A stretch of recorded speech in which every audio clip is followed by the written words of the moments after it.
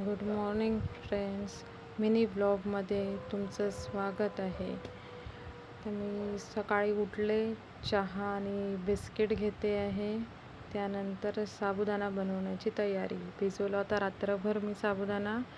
टमाटर, मिरच्या, शेंगदाणे आणि मिरची पिसून घेतली आहे. काही मिरच्या कापून घेतल्या आहेत तळण्याकरता. तर चिप्स तळते आहे, कारण की कौशिकी कारण ते साबुदाणा खात नाही, तिला चिप्स हवे असतात. तर आता मी जरा मिरच्या तळून घेतल्या आहे. साबुदाण्यासोबत तळलेल्या मिरच्या फार छान वाटतात, नाहीतर बिना मिरच्याची मजाच नाही.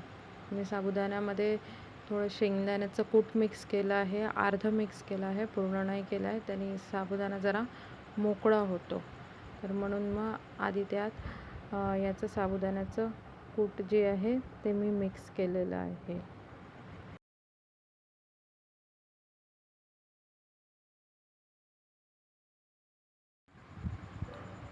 मग कढईमध्ये थोडं आणखीन तेल टाकून त्यामध्ये आलू टाकायचं.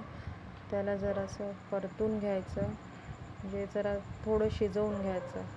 60-70% असं त्याला शिजवून घ्यायचं. त्यानंतर जरा जिरं टाकायचं. जिऱ्याला पण जरा मिक्स करून घ्यायचं आणि त्याला जरा शिजवून घ्यायचं.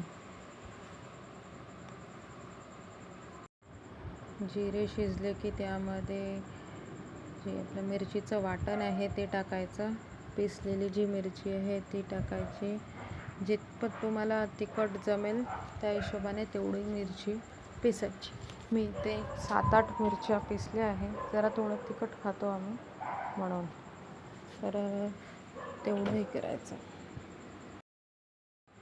मग त्यामध्ये टमाटर टाकायचं. तर माझ्याकडे दही नव्हतं म्हणून मी टमाटरचा वापर केला, आणि ऑलमोस्ट खूपसे लोक उपवासामध्ये टमाटर वापरत नाही, आणि काही लोक वापरतात. तर मला दही नव्हतं म्हणून मी टमाटर टाकलं. तर आता त्याला जरासं शिजवून घ्यायचं, थोडं मऊसूद होऊ द्यायचं. मऊसूद झाले की मग त्यामध्ये थोडे दाणे टाकते. मी दाणे टाकायचे विसरले होते, आणि मीठ टाकताना मी जरा शूट नव्हतं केलं, मी टाकून दिलेलं होतं. तर त्यांनाही जरासं परतून घ्यायचं. मीठ टाकल्याने टमाटर लवकर शिजतात.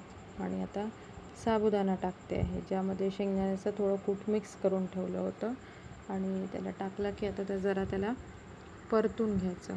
एकजीव करून घ्यायचं. एकजीव केलं की छान मिक्स होते. आता यामध्ये दाण्याचं वाचलेलं कूट टाकायचं, आणि त्याला पण छान एकजीव करून घ्यायचा. आणि मग त्याला जरा नाही काय 1-2 मिनटं पाक पाडून घ्यायची, आणि असं गरम करून घ्यायचं. आणि त्यानंतर साबुदाणा रेडी. एकदम छान टेस्टी चमचमीत साबुदाणा. कसा वाटला व्हिडिओ नक्कीच